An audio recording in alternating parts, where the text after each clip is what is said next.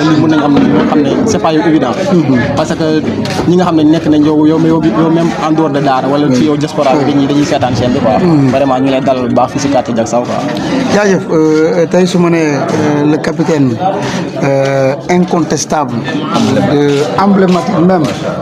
c'est le mot qu'on peut utiliser ci Diacksao tey ku xool Diacksao soo gisul Ibrahima dafay am problème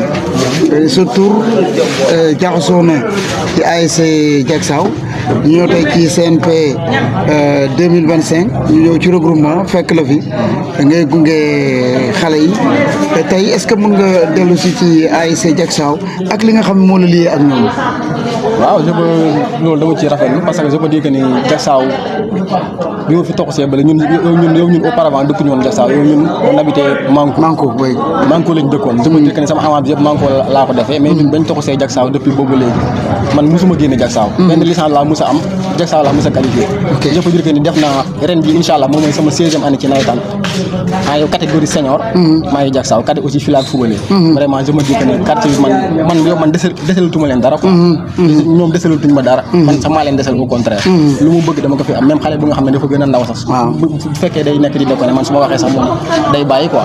vraiment gis naa cër buñ ma jox xam nga man aussi tamit damay ñaan delloo leen ko quoi vraiment loolu la quoi macha allah cër bi muy ASC bi quartier bi ñëpp jox la cër tey ngay takk capitaine bi depuis 16 ans Ibrahima Diacksao rek lañ ko xamee ren ñu ñëw ci beneen championnat ñu gis ni niveau championnat bi yaa ngi koy seetaan gis nga le niveau est très tellement élevé gis nga recrue ñu bare tey Diacksao comme ni ko Omar waxee pratiquement ci seen i xale lañu yaakaar seen xale ñoo màgg tey ñu leen di gunge pour ñu mën a vraiment jël li nga xam mooy seen 3e trophée d'abord le niveau nga ñëw si Diacksao pourquoi recruter wu pourquoi mu jox confiance ay xalem loolu si bëgg na nga ñëw ci ça c'est important. waaw bon mën naa wax man présentement maa ngi seetaan match yi quoi bu ñu demul entraînement parfois dañuy seetaan match yi mais mën naa wax ne niveau am na quoi parce que équipe bi recruté nañ am na ay recrutement mais boo xoolee niveau bi am na mais boo xoolee parfois yow moom sur le plan jeu dafay xaw a des quoi équipe bi boo xool parfois coow rek lañu am mais par exemple boo demee seetaan parfois da ngay am tax problème pour nga gis ay combinaison yu baax wala même réalisme devant les buts boo xoolee présentement ñi nga wax am na niveau mais boo xoolee football leen 10 matchs mais mën nañu wax benn but la ñu dugal cela veut dire que ni réalisme devant les buts amul quoi attaquant yi duñu dugal dañuy am occasion mais duñu dugal mais est-ce que du défenseurs yi aussi ñoo baax waaw c'est vrai défenseurs yi baax nañ mais aussi tamit attaquant yi aussi tamit des nañ seen niveau des na quoi man mënu ma concevoir nga nekk attaquant nga football 90 minutes mënuloo am tir cadre loolu moom d'accord ma quoi su ma ñëwee aussi tamit ci wàllu recrutement bi Diacksao je peux dire que ni recruté wut parce que nawetaan affaire de quartier la ñu wax nawetaan da ngay def yow la promotion yow de tes jeunes quoi sa xale quartier ñoom ngay promouvoir mercenariat am na mais da ngay xool lu nga xam ne amuloo ko nga daal di koy wuti mais man mënu ma concevoir benn équipe bu nga xam ne day classé 11 de départ yi nga xam ne kenn dëkkul ci quartier bi wala kenn moo fa dëkk ñun moom très franchement loolu duñ ko def dañ indi mercenaire rek mais bariwul je peux dire que ne benn lay doon wala ñaar mais booy xool présentement tey équipe bi Diacksao war a présenter ñëpp yow si dëkk bi lañ dëkk ñëpp si koñ bi lañ dëkk maanaam ci koñ bi parce que nawetaan da ngay promouvoir sa yow doomu quartier quoi mënoo jël yeneen doomu quartier jàmm di ko promouvoir tout le temps ngay indi mercenariat di fay xaalis loolu dafa métti xaalis bi ngay fayee mercenaire boo amee recette nga séddale ko say booy moo ci gën quoi ñun daal vision boobu lañ am moo tax ñun suñuy booy koñ lañu promouvoir dañu jàpp ne par exemple lu mercenaire di am di football ab booy war na dëkk fii au niveau Daara wala fii suñu koñ mën ko c'est ça quoi tey si biir booy yi ay xale lañu waaw peut-être que ñu ngi doog a monter ñii peut-être xëy na 2 ans la nam mais sa biir ak booy yi boo nekk ak ñoom ci côté mental côté entraînement lan nga leen di inculquer bon je me dis que ne ñun par exemple bañ commencé ñu entraînement ça fait 1 mois 10 jours ñu ngi entraîné nag booy man mi di wax ak yow entraîneur la am naa sama licence premier degré comprendre nga damay football nii rek mais trop tard inchallah bu ñu bàyyi football dañuy déverser wu ci entraîneur bi quoi parce que yaa ngi jóg sax waaw c'est ça yaa ngi jóg c'est ça ñu ngi foofu di liggéey quoi machallah mais booy moom je me dis que ni am nañ mental bu baax vraiment je peux dire que am nañ un mental d'acier amuñu li ñuy ñëwee beneen jour xam nga entraînement lu ñu soxla lépp am na fii si koñ bi entraîneur yaa ngi fi ñoom coach Omar a ngi fi ñoom coach Fating ñoom ñooy accompagner booy suñu staff ñu ngi fi président mu ngi fi lépp daal fii si koñ bi la nekk ñu daal suñu base fii la quoi vraiment utuwuñ feneen dara quoi dinaa ñëw yow ci côté coach Omar comme ni ko Ibrahima waxee pratiquement soxla leen dara lépp loo leen soxla mi ngi ci koñ bi jàpp ngeen ni nawetaan da ngeen di jox confiance yi nga xam ni ñooy seen i goney koñ tey booy xool aussi mi ngi koy wax sànq sur le plan footballistique à Daara 10 matchs yéen en tant que des entraîneurs benn but man dama naan souvent su may reporter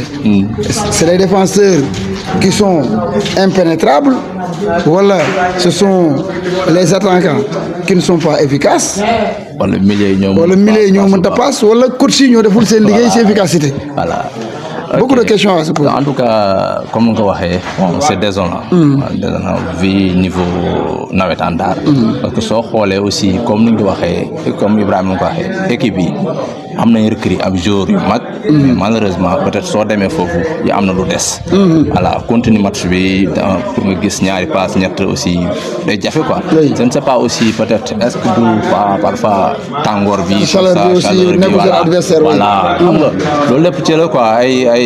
affaires yoo xam ne paramètres yoo xam ne war nañ ko mën a defaraat ëllëg quoi. nga defoon comme yeneen championnat yi ni ñu def ñu démarrer à 17h. dem ba 23h am 4 matchs. su nga defee war nañ mën a pare. mais parfois football lu ay booy ay 16h parfois ay 15h yooyu 16h xam nga tamit day métti quoi franchement tamit voilà franchement tamit dafa métti. voilà lu des nag côté boobu nag aussi dem si wax tuuti parfois travail nañ si ñu ngi si travail en tout cas. travail nañ si bon devant les buts surtout devant les buts sax. voilà travail nañ si bu baax a baax peut-être j'espère que rek bon danañ ko tari incha allah tey. voilà loolu daal loolu lañ espère. parce que booy mën nga ko travailler mais tari bi mooy doon. waaw c'est ça booy déjà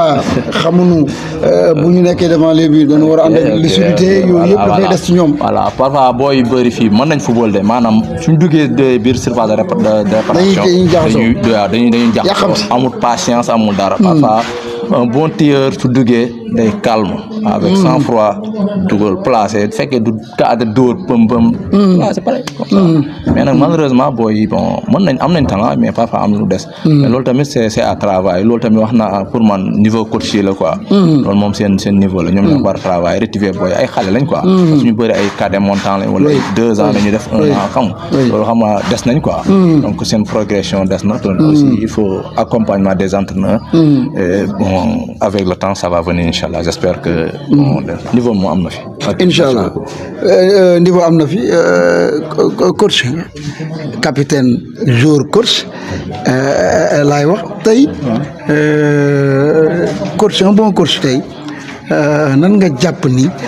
noonu la war a mel c'est vrai que booy xool championnat bi am na ay coach yoo xam ne am nañu seen ay diplôme mais am na ñoo xam ne aussi amuñu diplôme mais am nañ expérience am nañ vécu peut-être dañoo demul jàngi pour am lijaasa bi mais c'est de très bons coach mais tey un bon coach pour yow nan la war a mel. bon je me dis que un bon coach d'abord da nga war a am caractère bi. ok caractère bi ça veut dire que ni da nga war a maîtriser sa groupe. un bon coach su waxee joueur daf ko war a déggal.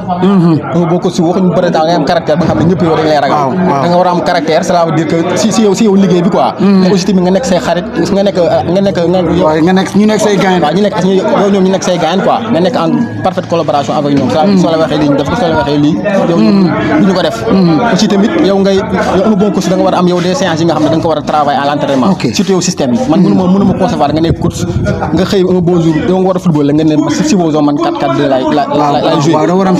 wala 4-3-3 lay jouer mais système bi d'abord bala nga wax a teg ça da nga koy travailler à l'entraînement d'abord ba pare mais mënoo xëy rek daal di improviser ñëw ne man système bi lay jouer te entraîné woo ko système boo deful à l'entraînement tëgg ci ay yow match amicaux mënoo ko tari stade mooy da ngay dem stade ñoom dañuy am problème déplacement dañuy taxasoo fi ñuy taxaw quoi c'est ça quoi mais tey boo travailler ce système de jeu nga ñëw ñu déjouer ko qu'est-ce que tu vas faire en tant que coach. bon en tant que coach mën nga supposons mën nga man tey par exemple 4-3-3 moom lay jouer su ma demee match nga ñëw ba stade nga gis par exemple le coach adverse kii ko daal lay contrecarrer mais yow en tant que coach mën nga am say pexe yu nga xam ne di nga ko mën a déjouer ça veut dire yow mën nga changer wàll système wala nga xoolaat ay par exemple yow benn système tactique boo xam ne su ma ko defee man par exemple équipe mooy joueur bi man dinaa ko fexe ba mu daal di jël but quoi noonu la demee mais ñàkk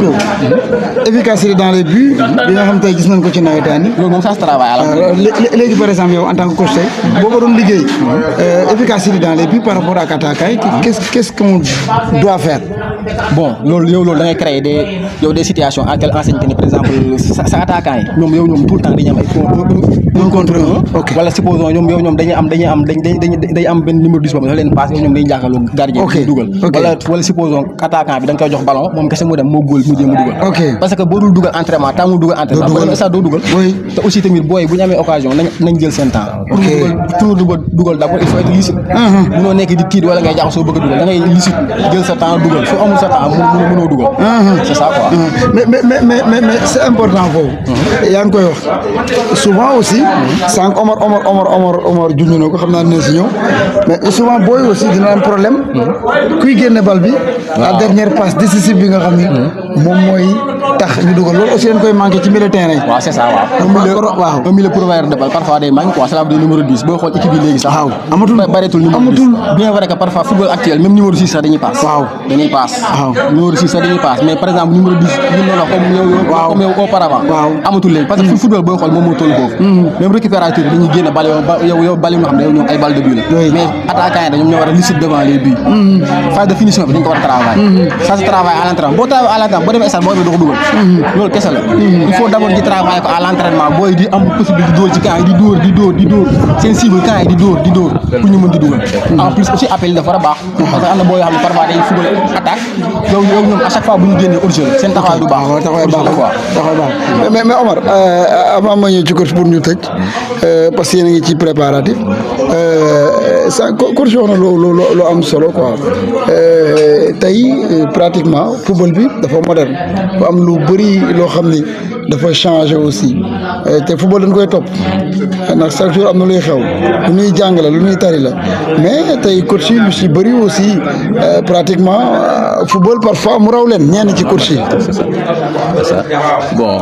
comme ni nga ko wax sànq rek parce que xam nga football moderne lañuy wax tey instant bi bon